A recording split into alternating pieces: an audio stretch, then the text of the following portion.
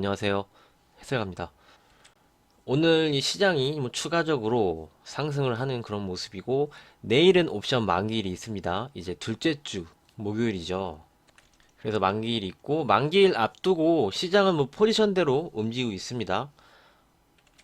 기관이 옵션 포지션 자체를 좀 하락 쪽으로, 하방 쪽으로 잡고 있다 말씀드렸죠. 그래서 계속적인 좀 매도가 나오고, 상대적으로 외국인은 큰 급등 이런 건 바라지 않고 역시 하락도 바라지 않는 그런 이제 가두리 포지션이라고 좀 말씀을 드렸어요. 그래서 이제 기관이 매물을 던지면 그걸 좀 받아주고, 또 이제 시장을 크게 급등을 시키지 않고 완만하게 좀 상승시키는 그런 쪽으로 좀 핸들링을 하고 있습니다. 그래서 오늘은 좀 말씀드릴 부분이 있어요. 이제 4월장 좋게 본다 라고 말씀드렸던 그런 이유들, 이게 바로 실적이죠.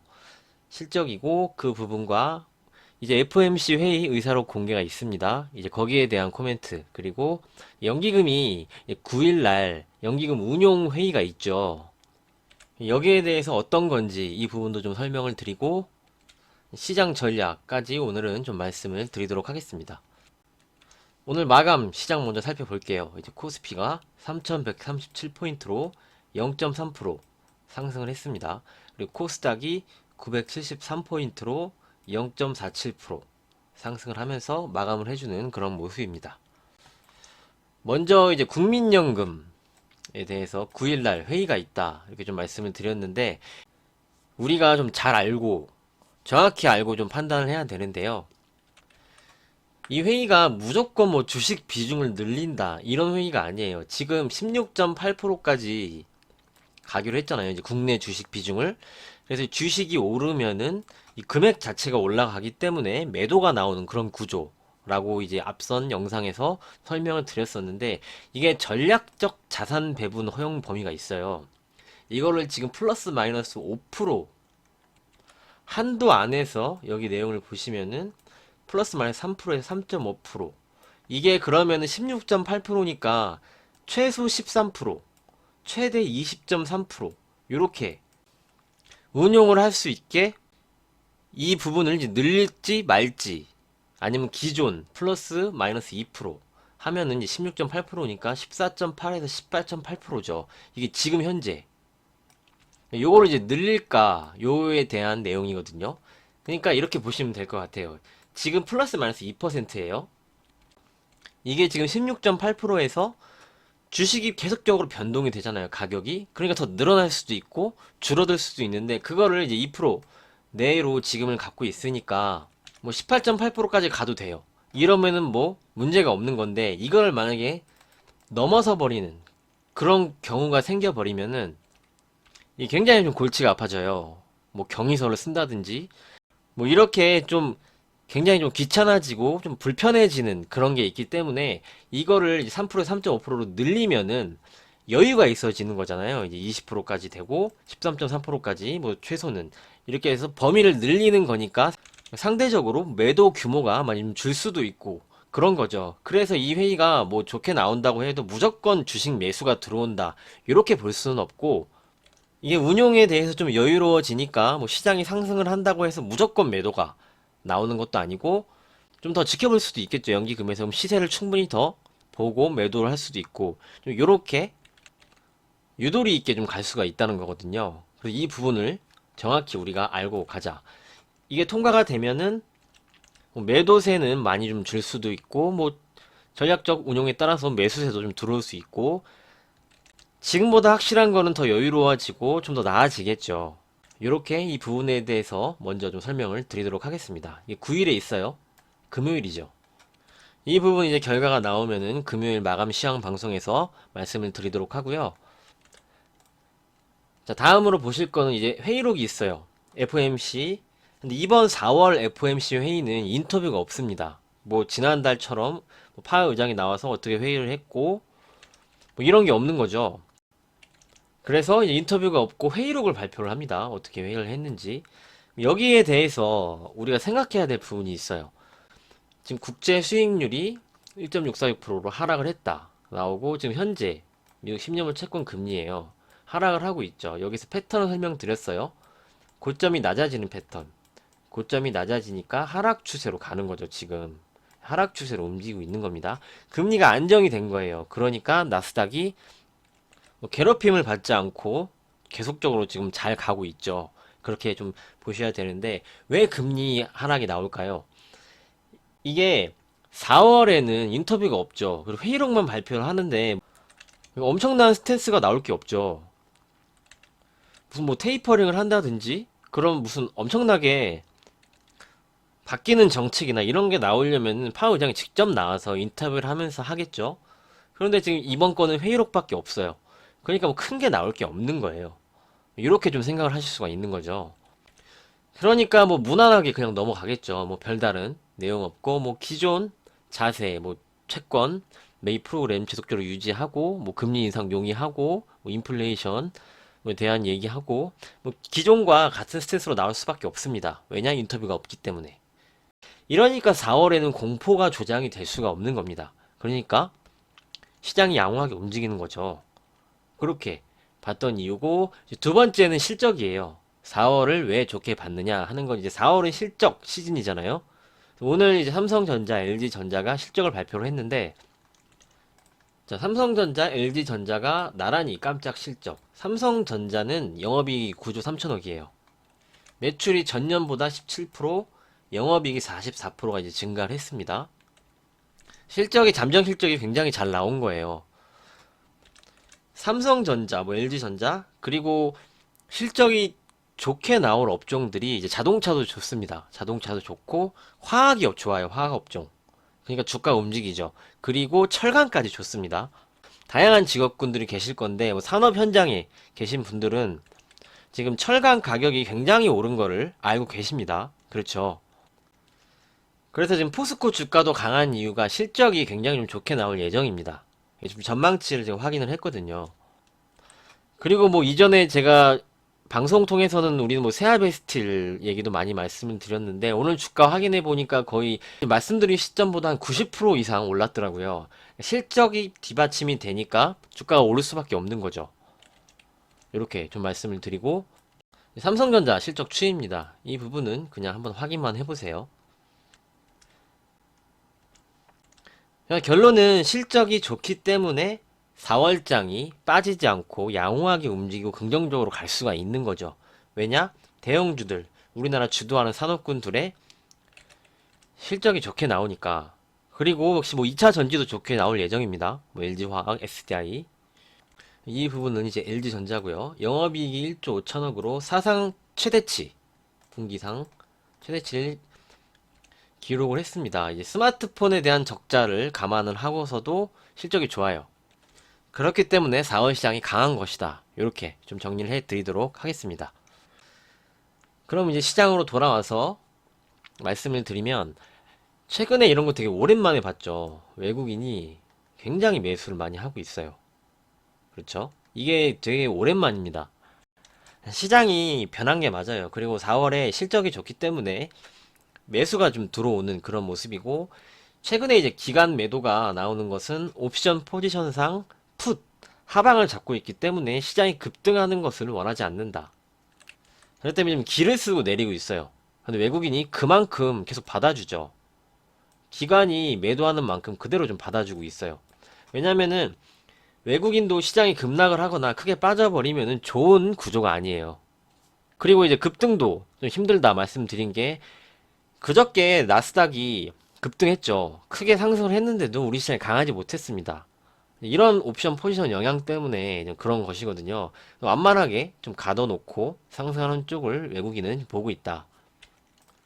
이렇게 말씀을 드리고 현물 수급이 굉장히 좋습니다. 외국인이 매수가 들어오고 있기 때문에 시장은 뭐 긍정적인 흐름이 좀 지속적으로 나올 수 있는 그런 구조고요. 뭐 기술적으로 차트 보면서 이제 설명을 드릴게요. 뭐 이 구간에서 악재는 더 이상 없다. 더 빠질 만한 내용이 없다. 금리 스트레스는 이미 충분히 반영을 받았고 나스닥이 조정이 목표치가 왔기 때문에 상승 쪽으로 봐도 된다. 이렇게 좀 말씀을 드리면서 지금까지 이제 왔습니다. 많이 올라왔어요. 그렇죠. 많이 올라왔고 뭐 지난 고점이 이 부분이 됩니다. 뭐 3200포인트 그리고 우리 저점이 여기니까 뭐 가운데 정도 이렇게 보면은 지금 중간 상단까지 올라와서 강하게 시장이 상승을 하고 있습니다. 그러면서 뭐 종목들 흐름도 나쁘지 않고 그런 모습인데, 시장이 좀 분위기가 많이 좀 변하고 있죠. 시장이 좀 변하고 있는데 막 흥분하고 아직 그런 분위기까지는 오지 않았어요. 제가 뭐 원하는 그런 분위기는 오지 않았고, 슬슬 사람들의 전망이 바뀌기 시작을 하고 있습니다. 이제 시장이 상승 쪽으로 간다, 뭐더 간다, 이런 게 지금 조금씩 나오고 있어요. 그런데 이런 게 좀 과열이 되고 다시 흥분하는 구간이 나오게 되면 그때는 조심하셔야 된다 말씀을 드렸습니다. 근데 아직은 뭐 그런 게까지는 오지 않은 것 같아요. 그럼 시장의 추세를 한번 분봉으로 볼게요. 이렇게 보시면 되는데, 단기 추세는 이렇게 가고 있어요. 단기적으로는 이 추세선 타고 시장이 그냥 올라가고 있는 거거든요. 추세선 잘 지키고 올라가고 있기 때문에 뭐 추세 이탈하기 전까지는 뭐 계속적으로 시장은 상승 쪽으로 가는 건데, 여기는 각도가 가파른 그냥 단기 추세예요. 이거는 크게 좀 중요하지 않습니다. 언제든지 뭐 이탈을 해도 이상하지 않아요. 근데 이제 우리가 봐야 될 추세는 다음 추세죠. 이 지난 저점에서 올라오는 이 추세. 뭐 시장이 조정이 나오면 이런 구간은 괜찮은 거고, 이 추세를 이탈시켜버리면은 다시 분위기가 바뀌는 거다. 요것만 좀 기억을 하고 가시면 될 것 같아요. 생각보다 지금 4월 초인데 굉장히 좀 빠르게 올라오는 모습이거든요. 4월은 뭐 역시 계속적으로 좀 기업 실적 발표가 있기 때문에 뭐 조정이 나와도 아직 뭐 크게 걱정하는 구간이 아니고, 뭐 양호한 흐름으로 지속적으로 좀 보고 있습니다. 그러니까 좀 이렇게 말씀드리면 될 것 같아요. 당분간은 뭐 지수 걱정을 하실 필요는 없을 것 같습니다. 그러니까 그냥 완만한 흐름으로 이제 보시면 될 것 같고, 이제 뭐 말씀을 드렸지만 FOMC 회의도 그렇고 뭐 실적도 그렇고 뭐 악재가 나올 수 있는 환경이 아니에요. 지금 4월 달은 미국도 4월에 실적 발표가 있고 미국 기업들도 실적이 좋습니다.